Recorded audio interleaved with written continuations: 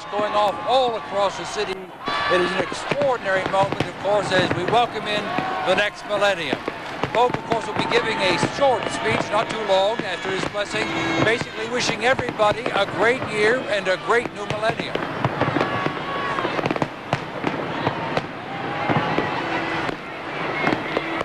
I don't have to tell you what that is. The church bells of Rome, Tom, are going off all across the city. All right, Keith, we're hearing the church bells of Rome and watching the Eiffel Tower in Paris as this extraordinary intersection of celebrations occurs on the continent of Europe. When you think how this century is ending, given the fact that these three countries were at war with each other, France and Germany twice, Italy and Germany allied against France during World War II, and Berlin emerging from the darkness of the 20th century, the city of political freedom and sophistication.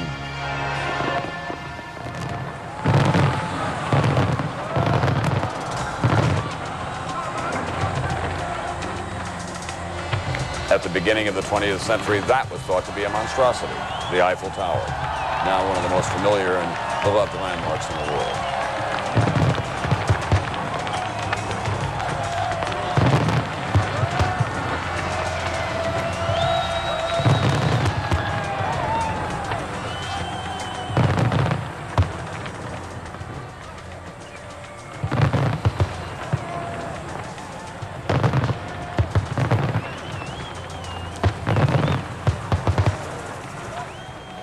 Now back to the Holy Father in St. Peter's Square, the crowd beginning to hush some as he offers the papal blessing, both in person and on those large screens. Keith, what about the security there? Do those people have to go through magnetometers to get into St. Peter's Square? Yes, they did. The security was very strict, Tom. In fact, a lot of people came to the square earlier to get a good vantage point, and at one point the Italian police cleared them all out of the square. Every person was moved and then brought back in single file. The Pope is now giving his blessing, Tom.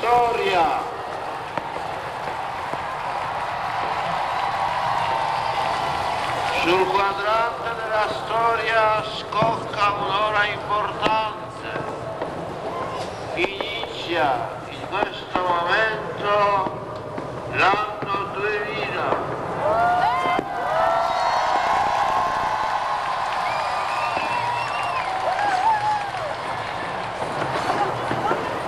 L'anno che si introduce in un nuovo millennio. Per i credenti è l'anno del grande giubileo. Buon anno a tutti voi. The Holy Father is 79 years old, and in his Millennium message he said, looking back, we should give thanks but also ask for forgiveness. Di ogni parte della terra, nel varcare la soglia del nuovo anno, mi piacerebbe bussare alla porta delle vostre case per recare a ciascuno il mio augurio cordiale. Buon anno a tutti nella luce che da Betlemme si irradia sull'intero Yes, Tom. universo. The Pope is not able to move around as easily as he once did, obviously, but he does have some travel planned for the Middle East and other places. Is there any talk in the Vatican, whispered conversations about when succession may come? There is not actually. They're very hushed about it. It's the sort of thing the Pope serves until death. It is a lifelong job. And so they're very concerned here about his health. Clearly, he is in failing health. At the same point, it's the sort of subject that isn't broached in public. It's just not the done thing in the Vatican. So there is talk, of course, quietly within the Vatican halls about that there will be a succession in this new millennium. But it's not the kind of subject they like to talk about publicly. But I think particularly, Tom, because he's not in particularly good health. All right, now let's go to Paris and Donna Friesen from NBC News, who's in the middle of it all. Donna, tell us exactly where you are. I am right on the Champs-Élysées, overlooking this amazing avenue, which isn't as well lit up right at this moment as it was moments ago and will be. After the spectacular show of lights on the Eiffel Tower is over, it really was, at the stroke of midnight, absolutely amazing. So much light that it looked as if the tower was sparkling and at one point made of gold, just shimmering incredibly. Amazing when you consider that the Eiffel Tower was a structure that was originally built, meant to be temporary when it was built in the late 1800s. Now, of course, as you said, Tom, the landmark for Paris. What's going to take place now is along the mile of the Champs-Élysées between the Arc de Triomphe behind me and the Louvre are a number of Ferris wheels that have been built, not the kinds of Ferris wheels that you would ride on, but Ferris wheels designed by artists and architects, choreographers, dancers, musicians, each one of them very different. Each one of them will begin to turn. It's meant to symbolize France moving into the next century. Important to note, though, that while this is all going on in Paris, there are about 500,000 people in France tonight who have no power, no water, no phones because of the fierce storms that rage through here. So Paris, though, is certainly celebrating. Tom? Thank you very much. The Parisians, the French with their exceptional matchless sense of style. And now to Brandenburg Gate in Berlin, a place that has seen so much during the 20th century. It was from there that Adolf Hitler promised the Third Reich would last for 1,000 years. Thank God it came to a close in 1945 with so much pain, so much death, such a deep and ugly scar in history. But now these German citizens, united again after being divided by communism, looking forward to a new time, a new generation of Germans. For them, it is ancient history. We'll have continuing coverage throughout the evening from here at 2 Times Square, the Renaissance Hotel in New York, on this NBC station. And good evening. You're looking live at Times Square in New York, where a massive crowd has been gathered since early this morning, waiting patiently for the stroke of midnight, now less than 6 hours away, signaling the dawn of a new year, a new century, a new millennium in the United States. The traditional ball, this year made of Waterford crystal, will drop at the stroke of midnight, and the celebration will begin here as it has been going on all day around the world, celebrations of beauty and hope.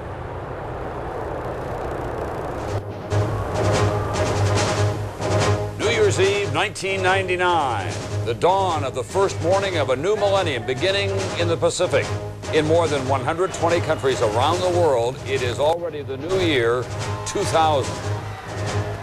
In Moscow, surprising news from the Kremlin: Boris Yeltsin resigns as president. And end of the millennium jitters, computers, national security, banking and health. At this moment, all is well. And here in New York, Times Square, the final countdown to midnight, 8,000 police officers among the crowd of an expected 2 million. This is a special edition of NBC Nightly News with Tom Brokaw, reporting live from Times Square. Good evening. In more than half the world tonight, it is a new day, a new century, the beginning of a new millennium. And so far, it has been a joyful, peaceful, and largely trouble-free transition as time now sweeps toward the eastern shores of North America. It began early this morning in the Pacific in large ways and small. Sydney, Australia, showing why it is one of the cities of the future. Hong Kong, now a part of China, but a city with its own distinctive identity, combining the modern and the traditional. Bangkok, Thailand, where the ancient past and present and future came together in a pageant of dragon dancers and delicate beauty. Moscow, the Russians gathering outside the fortress of the Kremlin to ponder a new century and a new president with the resignation of Boris Yeltsin.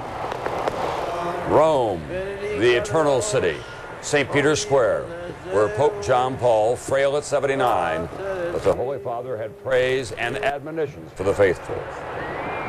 And back here in Times Square in New York, the granddaddy of America's New Year celebrations, where more than 500,000 people gathered early this morning, and they have been filling this square all day long. We expect the crowd could be as large as 2 million by the time midnight arrives. It's worth reminding each other that none of us will ever see anything quite like this again. The calendar turning to another 1,000 years. And as NBC's Jim Maceda tells us tonight from London, everyone wanted to be in on it. Jim? Tom, long before most Americans even got up today, people elsewhere were marking their millennium in their way. 19 time zones from New York City, the islanders of Kiribati in the South Pacific. A village elder hands a burning torch to a young boy, a symbol of continuity. Take this torch of peace and hope from Kiribati. This, the first New Year celebration on the planet. Only 18 minutes later, on Chatham Island off New Zealand, a new life for Monique and Dean, perhaps the first bride and groom of the third millennium. And the first baby? 6 were born in the first 20 minutes of New Zealand's New Year. Meet Otupu Fetwani, the millennium's first girl. As the year 2000 sweeps across the globe, celebrations take on many faces. Chairman Jiang Zemin leads his nation in festivities in Beijing, while across town, 2,000 Chinese couples tie the knot, one of thousands of mass weddings across continents today. From the cast iron bells struck 108 times, the traditional Buddhist start of the New Year in Tokyo, to the less conventional 100-foot bungee jump in the town where the jump was invented, Queenstown, New Zealand. Even at the site of Egypt's Giza pyramids, a truly millennial mix of old and new, a 12-hour laser show. In Athens, the ancient Acropolis alight, where past and future merge. In Cape Town, former South African President Nelson Mandela passing his torch to a new generation, returning to his prison of 18 years on Robben Island. And Germans in Berlin, marking their millennium at Brandenburg Gate, the very spot where only 10 years ago a wall divided them, east and west, and the world. And it still won't be New Year's for the people way out in the west in French Polynesia for another 11 hours. This party is far from over. Tom? Thanks very much, NBC Jim Maceda tonight. Now let's go to France, where New Year's celebrations have been muted somewhat by a week of deadly weather throughout that country. But in Paris, the festivities did go on as planned, and NBC's Donna Friesen is in the heart of the French capital and joins us now. Donna? And Tom, the City of Lights certainly lived up to its reputation. I'm above the Champs-Élysées, which is now a mile-long sea of lights, of music, of people, of Ferris wheels. But of course, the focus, the highlight, was about half an hour ago at the Eiffel Tower. It shimmered, it glowed. It erupted, was dressed in lights and fireworks that 20 mountain climbers spent more than 3 months installing, almost 8 miles of lights, a cost of $2.6 million. The goal was to create an illusion of the Eiffel Tower blasting off, and then moments later along the Champs-Élysées, a number of Ferris wheels began spinning in unison. They're not rides so much as works of art designed to create the illusion of a train moving down the Champs-Élysées, bringing France into the next century, into the next millennium. So, Tom, there was massive security in place here tonight, but so far everything has gone very smoothly in Paris. Thanks very much, NBC's Donna Friesen tonight on the Champs-Élysées in Paris. But the most stunning news of the day did come from Moscow early with the surprise announcement from Boris Yeltsin that he is resigning as president and turning over power to his prime minister, Vladimir Putin. The transfer has been peaceful. Elections are scheduled in 3 months. But there's much more to this story than just the surprise. And NBC's Dana Lewis is in Moscow tonight. Dana, what's the latest there? Well, Tom, Boris Yeltsin chose the last day of the year to drop a political bombshell. Midnight in Moscow, not only the beginning of a new century, but the beginning of a new political era. It was high noon during his New Year's Eve address when Boris Yeltsin made his stunning announcement he would resign as president effective immediately. I am stepping down ahead of term. I understand I must do it, and Russia must enter the new millennium with new politicians, new faces, and with new, intelligent, strong, energetic people. Yeltsin, who had only 6 months remaining in his term in office, named Vladimir Putin as acting president. The 47-year-old Putin, a former KGB agent and then an intelligence official, had little political experience until he was tapped as prime minister just 3 months ago. And now, soon after Yeltsin's announcement, Putin was given the briefcase with the launch codes that control Russia's nuclear arsenal. Why did Yeltsin step down? Chronic health problems, his heart, ulcers, and bouts with pneumonia have kept him off the job. And there are questions about whether Yeltsin and his family use their power and influence to get financial kickbacks. In fact, today, one of Putin's first moves, a guarantee of immunity from criminal prosecution for Yeltsin and his family. As for the man who impressed the world when he stood on a tank in 1991 to protect democracy, today he apologized to Russians for disappointing them in the last few difficult years. I want to beg your forgiveness for your dreams that never came true. Then he waved goodbye to spend New Year's Eve alone with his family. In a midnight speech, Putin here let everyone know that he is very much in charge. He says he won't tolerate anyone attempting to undermine his authority. He is considered to be a formidable candidate, tough to beat in the upcoming presidential election in March. Tom? Thanks very much. NBC's Dana Lewis tonight in Moscow. At the White House tonight, the President, the First Lady, and Chelsea Clinton are hosting a Millennium dinner that is being called a salute to American achievement. Along with the usual Washington notables are many celebrities. All of them are lining up at this hour to shake the hands of their hosts. Earlier in the day, the Clinton administration was crafting its response to the news of Boris Yeltsin's sudden departure from the Kremlin and looking forward, it said, to working with the new man in charge, Prime Minister Vladimir Putin. NBC's White House correspondent is David Bloom, and he joins us now from the White House. David? Tom, officially, Washington is welcoming Yeltsin's successor. Secretary of State Madeleine Albright calls him a hard worker, a can-do guy. But it is Vladimir Putin who has staked Russia's pride and his own political future on waging a brutal war against separatists in Chechnya. Day one of Putin's presidency, the war intensifies. Russian troops fire 3 Scud missiles into Chechnya. Stoking Russian nationalism, Putin, the former KGB agent, has seen his popularity soar as Russian troops assault the Chechen capital, Grozny. Just last month in Oslo, Norway, Putin rebuffed President Clinton's attempts to urge a negotiated settlement to the war. Critics call Putin calculating and ruthless. We do not know very much about him beyond his facade of a former KGB officer who is not afraid to spill blood. But tonight, President Clinton says he welcomes Russia's peaceful and democratic transition. And a senior White House official calls Putin, quotes, somebody you can do business with. But a top Russia scholar says Putin makes me nervous. He could be the person that brings Russia out of its decline and restores Russia as a great nation, or he could be the leader that makes Russia into an authoritarian regime again. Of course, tonight, President Clinton's focus is less on Russia than on the Millennium celebrations here in the nation's capital. Tonight, the President, the First Lady, Chelsea, they'll all join more than 100,000 people at the Lincoln Memorial, at the Washington monuments to celebrate the new year amid some of the tightest security this city's ever seen. Tom? Thanks very much, NBC's David Bloom, and of course we'll have live coverage of that later. We want to remind you that in just 20 minutes we'll be going live to London. London claims that it's going to win the competition among the world's greatest cities for this celebration, welcoming in a new millennium. Among other things, they're going to set the Thames River on fire. But now let's go to Rome, the Vatican, where Pope John Paul has just welcomed the new century in front of a huge crowd at St. Peter's Square. For the Pope, this night marks the fulfillment of a very personal mission. NBC's Keith Miller is at the Vatican, and he joins us now. Keith? Tom, in St. Peter's Square, where it's standing room only, about 100,000 people joined the Pope here to count down the clock to the new millennium. The security was very strict, but nonetheless, people were enjoying themselves immensely. The Vatican, of course, is not a place that hosts parties, but there was one here tonight. Appearing just before midnight, Pope John Paul joined the crowd to watch the fireworks over the Vatican. Then he spoke, quote, to the city and the world, unquote, in a blessing. The Pope wishing everyone a new year filled with serenity and happiness.